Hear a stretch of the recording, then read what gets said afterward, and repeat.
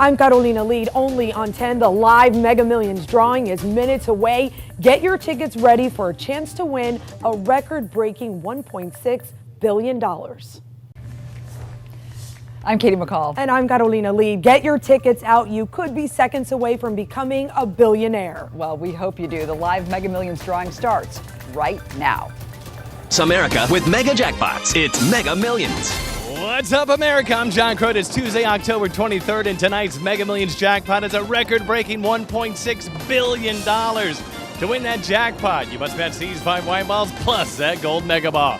Now, let's see if I can make you a billionaire tonight. Our first winning number tonight is 28. That's followed by 70. Up next, we have 5. That's followed by 62. And your final white ball for this Tuesday evening is 65. Now for the Mega Ball. That Mega Ball number is 5. Again, tonight's winning numbers are 28, 75, 62, 65, and the gold Mega Ball is 5. Now, if no one matches all 6 numbers, Friday's jackpot could be $2 billion. Well, once again, these are your winning numbers. The estimated jackpot is $1.6 billion. Gosh, I really hope someone won this one. As soon as we know the outcome, we will send an alert to your phone right through the 10 News app. 10 News Nightside starts now.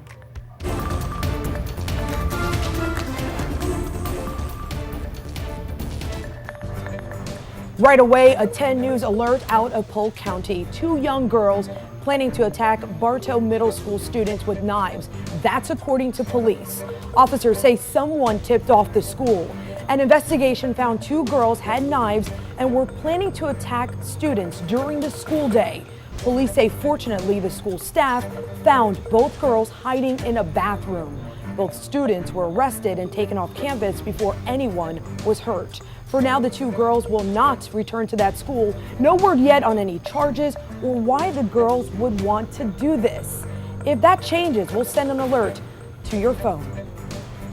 And tonight, our other big story, new documents in an FBI investigation into Tallahassee politics involving Andrew Gillum. A former friend of the Democratic candidate for governor, also part of this investigation, released them. Nightside's Grady Trimble went through all 150 pages. Grady, what did you find? It's a lot of text messages, emails, and receipts involving trips Andrew Gillum went on with that former friend and lobbyist. That lobbyist's attorney handed them over to the Florida Ethics Commission. The majority of the documents dealt with trips to Costa Rica and New York City, where Gillum and some friends got tickets to see the musical Hamilton. And based on the documents, it was undercover FBI agents who provided those tickets for Gillum's night on Broadway. On Facebook Live, Gillum says the lobbyist Adam Corey got the tickets from a guy named Mike Miller. That's the undercover agent the men thought was in real estate. At the time, we believed that they were reserved by friends of Adams, Mike Miller. And when I got there after work, got my ticket, we went in and saw it, assumed my brother paid for it, and so far as I know, that was the deal. We also mentioned that trip to Costa Rica. Gillum says he paid for it, but we have yet to see proof the candidate paid for the whole thing. Did you pay to stay in the villa in Costa Rica? Where are the receipts? You have not proven that you paid for anything, and that's the problem.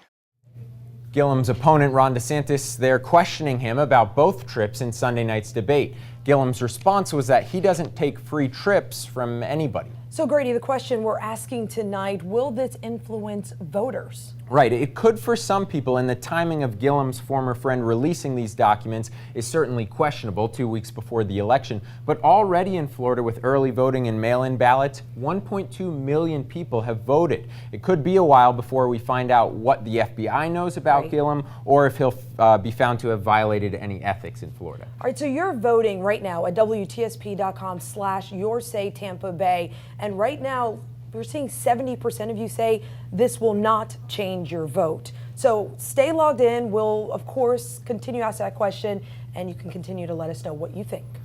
It's going to be very interesting, guys, to see those poll results, because Grady and I talked to you about this on Facebook Live. We have nearly 1,200 comments.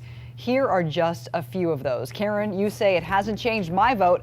I'm voting for Ron DeSantis. Voted all the way.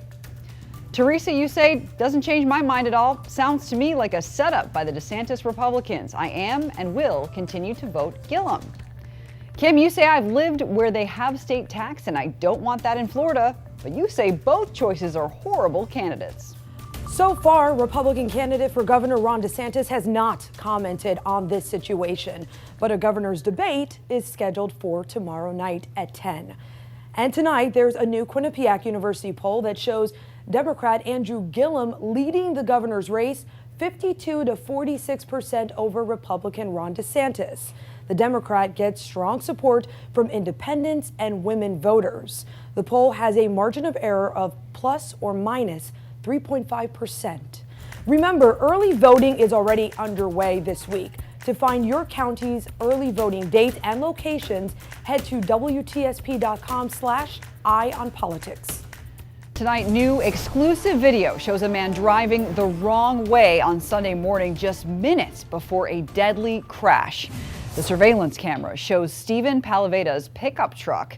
His headlights are off and he's heading the wrong way down Cleveland Street. That truck, by the way, is black, so it's very difficult to see in the dark. Seconds later, a second car passed. That driver is following Palaveda and talking to police at the same time. Now, in the second video, Palaveda's truck is moving so fast, it barely shows up on video, even after we slowed that video down. What you can see is another driver swerving to the opposite side of the road to avoid a head-on crash with his truck. Tampa police say Palaveda wound up driving the wrong way on the Selman Expressway, hitting and killing another driver.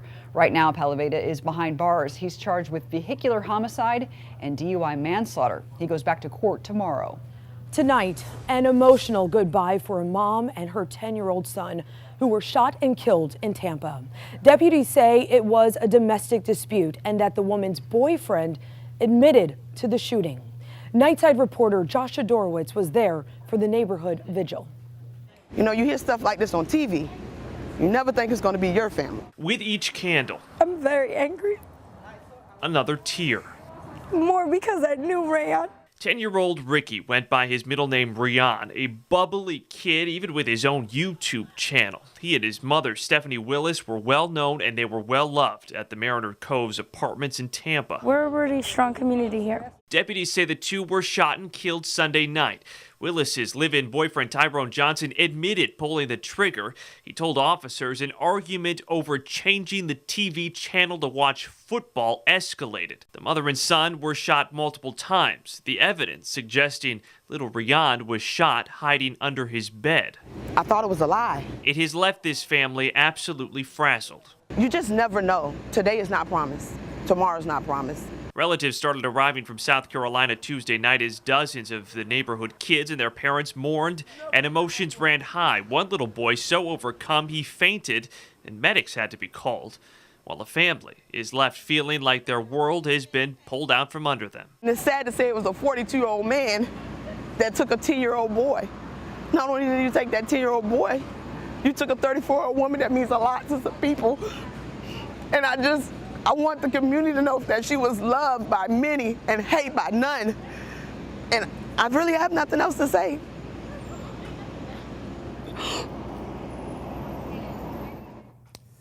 Willis's family says Johnson started living with her after the death of his own son, who they say committed suicide last New Year's. Well, they simply can't understand why someone who went through the pain of losing a child would do what he is accused of doing to another, and now his mother. Tonight, Johnson remains in jail without bond. A teacher's aide accused of publicly embarrassing a student is fired. Dominic Armstrong is accused of grabbing a student by his pants, pulling up his underwear, and telling the rest of the class, "Look, he has a wedgie."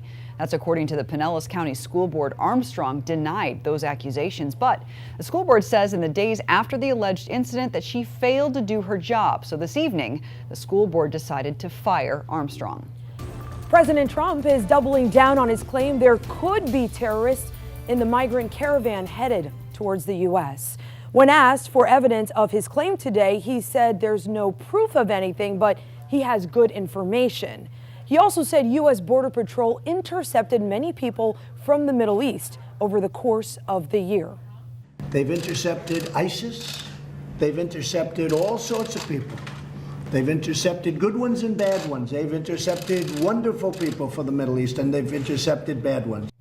Tonight, 7,200 migrants are still in southern Mexico. They're planning to head toward the U.S. border, crossing at Tijuana near San Diego. Mexican officials say they hope to disperse the group long before reaching the border and encourage the migrants to apply for asylum in Mexico. A dog is returned to a shelter for being too good. And open up the 10 News app and have your say, Tampa Bay. How much money did you win in tonight's Mega Millions drawing? Vote now. We'll check on those results in 3 minutes.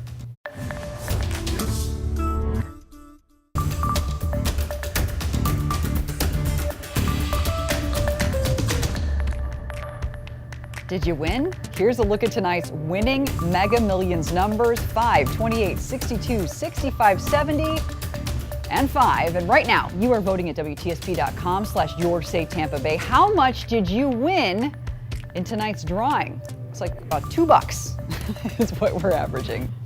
Not much. All right, so this is Binks, and he was recently adopted from an animal shelter in Arizona, but his owners returned him within 48 hours. The reason?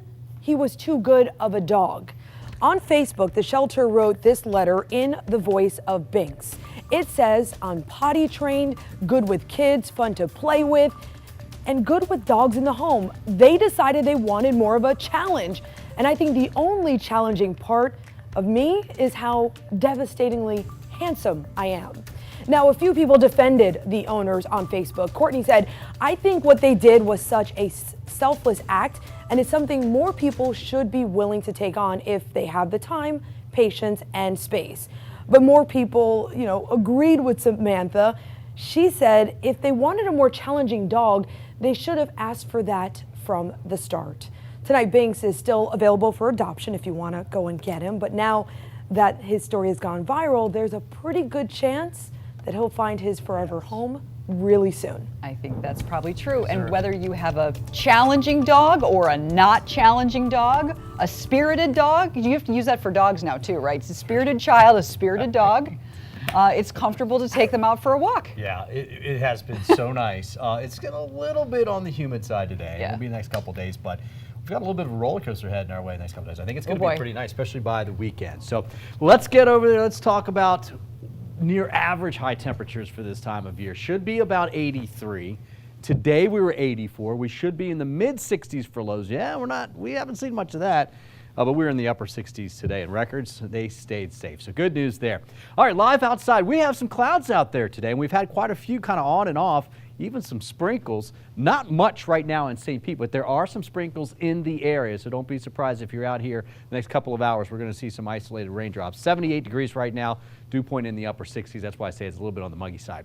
There's the radar, and you can see the spotty showers for southern St. Pete into Manatee and Sarasota County, but certainly you get up to Hernando and Citrus County, and that's where we have seen the best chance for rain. Not all of this is even making it to the ground, but certainly enough of it is to wet the roads from basically Pine Island northward. And you go even further north than that, up in Levy County, we've got more rain there. So it's a couple light showers. You can see them popping up here right off of St. Pete Beach, well, to the northwest of St. Pete Beach, Madeira Beach, Boca Ciega, a few light showers coming through right now. And just a couple now in Bradenton. Most of this will fall apart over the next couple of hours, 1 to 2 hours. And if you look at the last 3-hour loop right here, there's a lot of rain to get it started, but it is slowly starting to dwindle a little bit, and that should continue overnight. Now, tomorrow morning at the bus stop, I do think we have some clouds left over. This is 8 o'clock in the morning, but I don't think we'll see much in the way of rain. Most of it should be out of here, so good news for the bus. And then in the afternoon, rain chance is slim. It's only about 10%. I think best chance over on the East Coast. We will be seeing a good mix of sun and clouds, though, for our Wednesday. And then as we get into Thursday, rain chance does come up just a little bit to about 20 to 30%, but the best chance for rain is coming in Friday. Now, the timing on this right now looks like it wants to be early to mid-afternoon on Friday, and then by the time we get into about 6, 7 o'clock at night, almost all the rain's out of here. I know a lot of things are going on Friday night. A lot of the schools having some things going on, and right now that looks like pretty good timing for those fall festivals, but we're going to have to watch the timing on that. So we're going to go 85 degrees for a daytime high tomorrow. That's just about average, and we're going to think a little mix of sun and clouds out there that'll keep us slightly cooler. That rain chance, it's just real small, only 10%. North winds 5 to 10 knots, 1 to 2 foot seas, light chop on the bay. Gulf water temperature right now about 81 degrees. We want to get below 80. although I think it's going to take a little while, but next week I think we're going to do it for some of us. Medium in the algae for ragweed, elm, and grasses all the way through the upcoming weekend. This is a look at Willa. Look how Willa just fell apart. These are all mountains right here in western Mexico, and that'll knock it apart. But the moisture's coming across the jet stream, the southern jet stream. Look at this, coming right across Baja, across the deep south over towards us. So that's going to bring us some rain. That's a very typical location for the jet stream for El Nino years, and that looks like that's what we're coming into. So you see the rain coming across. This is what we were showing you for Friday night right there. Becomes a nor'easter moving up through the mid-Atlantic. Could get a foot of snow in parts of Maine from this, and then we get another one that comes through as we get into Monday night and the Tuesday, and that high pressure that comes in behind that, whoa, it's going to cool us down. Look at these numbers, 84 to 85 tomorrow, similar on Thursday, 30% chance. 50% chance for rain, again, mainly in the early afternoon on Friday, and then very isolated Saturday and Sunday. But look at this, Saturday, upper 70s, mid to upper 70s on Sunday. There's that small chance on Monday. 73 on Tuesday for a high. The average is about 84. Nice, dry, and cool on Wednesday as well. Wednesday's Halloween. Looking pretty good for trick-or-treaters. All right, guys, don't forget you can catch our forecast on the radio. You can hear it on 105.5 The Dove, 107.3 The Eagle, Magic 94.9, and Hitland 106.9 FM. And we're also keeping an eye on tonight's other top stories making headlines around the country. A viral outbreak leaves 6 children dead and 12 more sick at a New Jersey nursing and rehab facility. State health officials say the adenovirus normally causes mild illness, but this outbreak is severe because the children are medically fragile with compromised immune systems.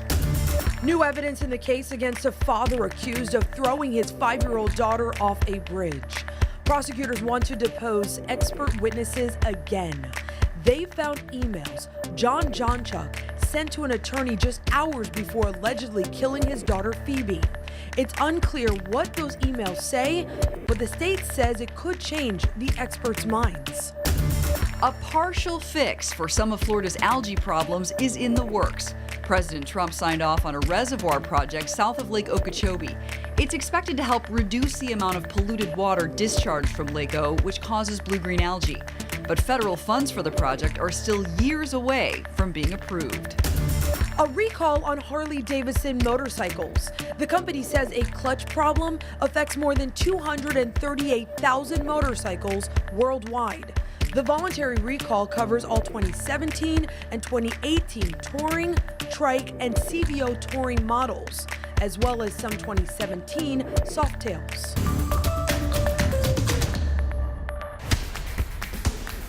Now, from your Suncoast Hyundai dealers, this is 10 Sports. Hey, Bobby was just celebrating over there. You win I got the whole thing? I got all the numbers. Yeah, well. The second time around. No, you didn't. You didn't walk out already. Yeah, I didn't either. Forget that. So you're not $1.6 billion richer. For shame, but I do have some good news. You get a free taco next week. All right. That's cool, right? That's cool. Send a nice thank you to Mookie Betts because he's the reason. The Red Sox sluggers stole a base in the World Series tonight, which means November 1st, courtesy of Taco Bell, you get a free Doritos Locos taco. You know, you could have bought Taco Bell had you won the Mega Millions, but this really isn't that terrible, the consolation prize over there. Bobby's already buying his new tickets, I know. Game 1 of the World Series. Checking out the score right now. It is 5-4 Red Sox over the Dodgers. This thing's gone back and forth. Manny Machado, 3 RBI night. JD Martinez doing his part for the Sox as well. Close game in the 7th inning in Fenway.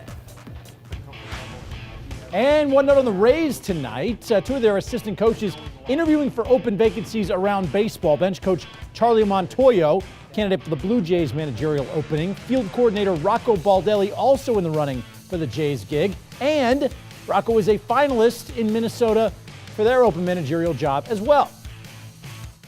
Not on this one. Sony Michel, he's going to earn it all, I think, Gary. Sony Michel trying to outrun Florida, and does. Touchdown. Crazy to think that was a year ago. What a world of difference, right? This time around, the Florida-Georgia game kicked off at about 3:30 last year. It was over at 3:40. No, literally. 21-0, just like that. Jim McElwain fired a day later, but that beatdown actually helped the Gators get to where they are today. Enter Dan Mullen over here, 6 wins in 7 games, and Saturday actually does mean more a top 10 matchup between Florida and Georgia for the first time in a decade. And the last time they faced off as top 10 teams, 08.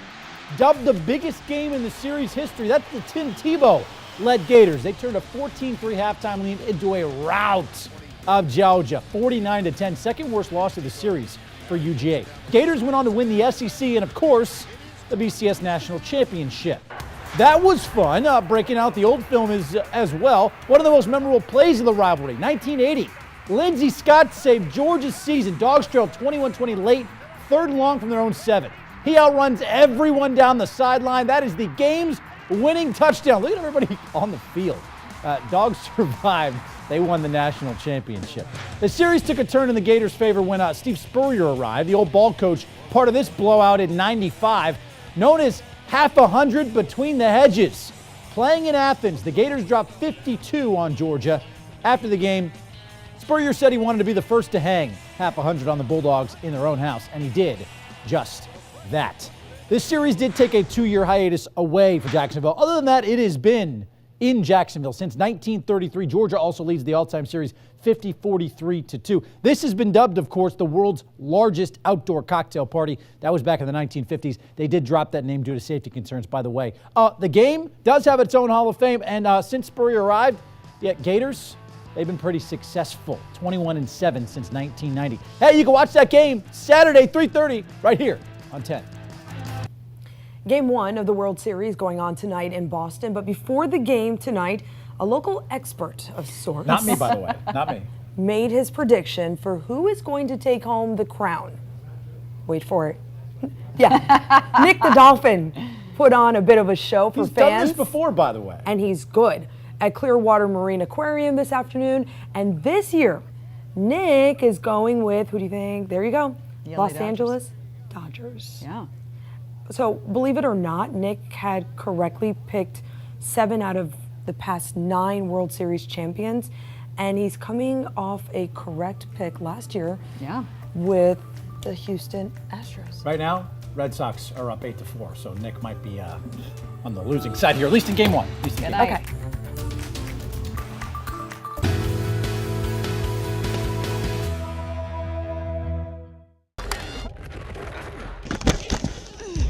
There's still quite a few questions about how a high school football player died. Nothing points to how he could have sustained a concussion. He was talking and fine, and just things went bad.